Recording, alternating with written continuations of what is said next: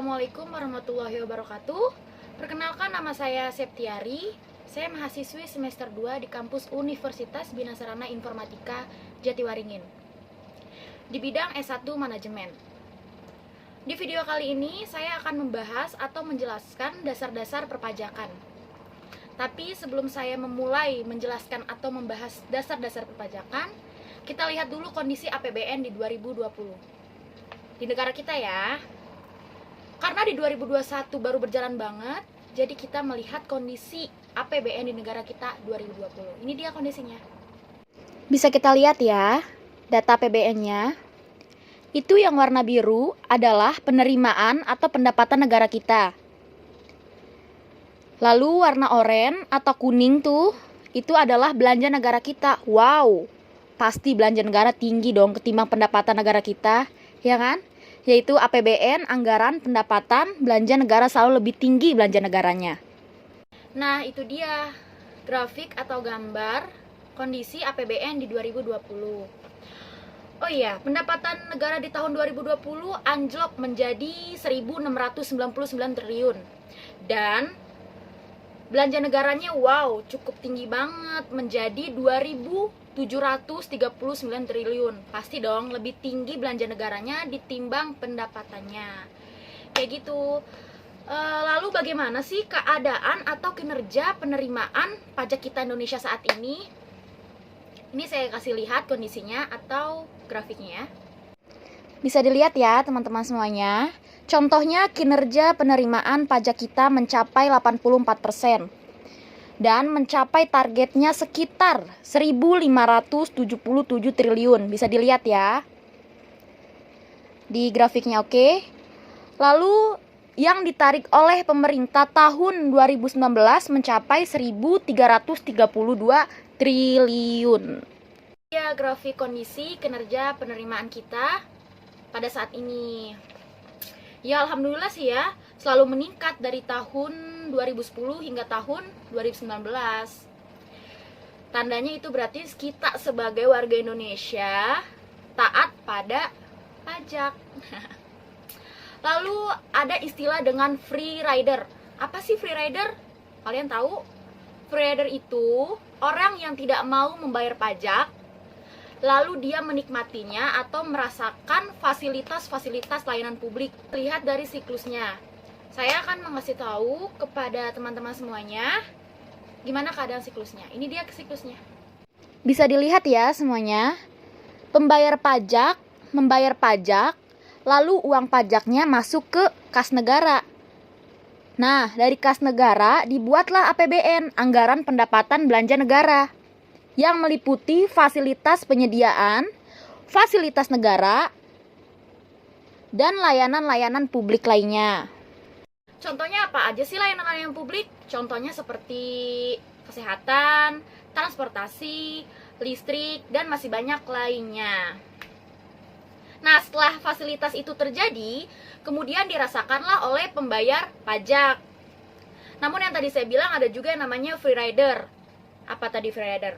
Orang yang tidak mau membayar pajak, namun dia tetap menikmati atau merasakannya fasilitas tersebut itu. Entah itu perusahaan-perusahaan atau orang-orang pribadi. Jadi, harapan semua pengusaha, semua warga negara Indonesia taat membayar pajak, sehingga Indonesia mendapatkan pendapatan yang lebih besar dari tahun ke tahun, maksudnya setiap tahunnya gitu, oke? Nah, itu dia penjelasan tentang kondisi APBN, kondisi penerimaan di negara kita, di negara Indonesia, dan istilah-istilah free rider, layanan-layanan publik lainnya. Nah, sekarang kita akan membahas tentang definisi pajak. Apa yang dimaksud dengan definisi pajak? Definisi pajak itu ada dua. Pertama dari Profesor Dr. Rahmat Sumitro SH, dan kedua Undang-Undang Ketentuan Umum Perpajakan. Nah, menurut Profesor Dr. Rahmat Sumitro SH, pajak itu ialah iuran rakyat kepada kas negara berdasarkan undang-undang dapat dipaksakan dengan tiada mendapat jasa timbal yang langsung dapat ditunjuk dan digunakan untuk membiayai pengeluaran umum. Itu menurut Profesor Dr. Rohmat Suemitro SH. Bisa dilihat ya di bawah. Kalau suara aku nggak jelas bisa lihat di sini. Nah, yang kedua, definisi pajak menurut Undang-Undang Ketentuan Umum Perpajakan Nomor 16 Tahun 2009 Pasal 1 Ayat 1. Ialah kontribusi wajib kepada negara yang terutang oleh orang pribadi atau badan yang bersifat memaksa berdasarkan undang-undang dengan tidak mendapatkan imbalan secara langsung dan digunakan untuk keperluan negara bagi sebesar-besarnya kemakmuran rakyat. Itu menurut Undang-Undang Ketentuan Umum Perpajakan ya, nomor 16 tahun 2009 pasal 1 ayat 1. Selanjutnya kita akan menyebutkan unsur-unsur pajak. Saya akan menyebutkan unsur-unsur pajak. Unsur pajak itu ada 4. Yang pertama, subjek pajak. Yang dimaksud subjek pajak yaitu orang atau badan yang dibebani pajak yang diatur dalam undang-undang. Yang kedua, wajib pajak. Wajib pajak ialah orang atau badan yang menurut undang-undang memiliki kewajiban untuk mendapat NPWP, nomor pajak wajib pajak. Nah, yang ketiga, objek pajak. Ialah benda atau barang yang menjadi sasaran pajak. Sasaran pajak tuh itu objek pajak ya. Nah, yang keempat, tarif pajak. Tarif pajak itu ialah pengenaan besarnya pajak yang harus dibayarkan oleh subjek pajak. Itu dia unsur-unsur pajak. Lalu selain unsur-unsur pajak yang tadi aku sebutin ada 4, ada juga sebagai berikut. 1. Iuran atau pungutan. 2. Pajak dipungut berdasarkan undang-undang. 3. Pajak dapat dipaksakan. Dan 4. Tidak menerima atau memperoleh kontraprestasi. Ini tulisannya ya, kontraprestasi. 5. Untuk membiayai pengeluaran umum pemerintah seperti jalan, sekolah, rumah sakit, dan sebagainya. Itu dia unsur-unsur pajak. Selanjutnya, apa sih perbedaan pajak, retribusi, dan sumbangan? Pajak itu manfaat tidak langsung bagi pembayar, retribusi langsung bagi pembayar manfaatnya, sedangkan sumbangan manfaat langsung bagi penerima. Itu dia perbedaan pajak, retribusi, dan sumbangan. Lalu kemudian kita menjelaskan fungsi-fungsi pajak. Ada berapa fungsi pajak? Yaitu ada 4. Oh ya, fungsi pajak itu berarti kegunaan pokok, manfaat pokok, dan pajak itu sendiri ya. Nah, fungsi pajak itu ada 4. Pertama, fungsi budgetair. Fungsi budgetair yaitu fungsi utama fungsi fiskal fungsi pajak itu tersendiri. Nah, yang dimana pajak itu dipergunakan sebagai alat untuk memasukkan dana secara optimal ke kas negara berdasarkan undang-undang perpajakan yang berlaku. Itu fungsi budgetair ya, budgetair. Nah, yang kedua fungsi reguleren.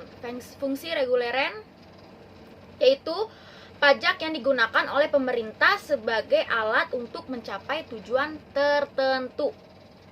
Disebut juga fungsi tambahan karena hanya sebagai pelengkap dari fungsi utama. Yang pertama tuh fungsi budgetair. Kemudian yang ketiga fungsi stabilitas, yaitu pajak yang digunakan oleh pemerintah sebagai alat untuk menjaga stabilitas seperti stabilitas nilai tukar, stabilitas moneter, bahkan bisa juga stabilitas keamanan. Seperti itu. Contohnya gini. Contoh fungsi stabilitas untuk menjaga stabilitas nilai tukar rupiah dan menjaga agar defisit perdagangan tidak semakin melebar gitu. Pemerintah dapat menetapkan kebijakan pengenaan PPNBM di atas. Itu contohnya fungsi stabilitas.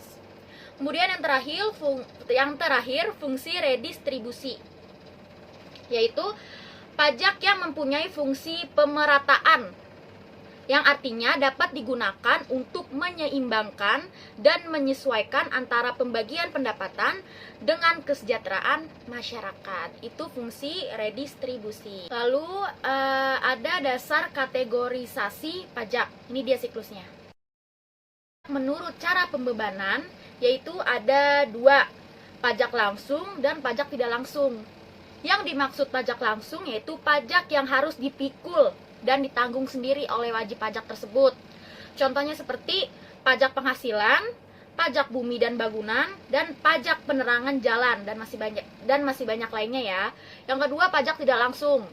Pajak tidak langsung itu ialah pajak yang pada akhirnya dapat dibebankan atau dilimpahkan kepada orang lain atau pihak ketiga.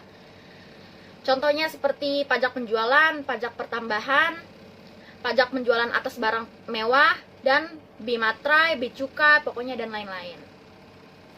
Kemudian pajak menurut pemungut atau pengelola.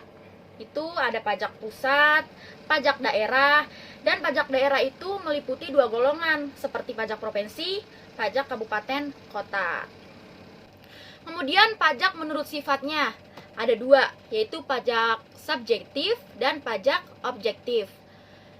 Pajak subjektif adalah pajak yang pada waktu pengenaannya yang pertama-tama kali dilihat adalah subjeknya. Setelah ditemukan subjeknya, barulah dicari objeknya. Itu yang dimaksud dengan pajak subjektif. Contohnya pajak penghasilan. Kemudian kedua, pajak objektif, yaitu pajak yang pada waktu penggunaannya pertama-tamanya diperhatikannya adalah objeknya. Setelah objek ditemukanlah baru dicari subjeknya. Itu pajak objektif.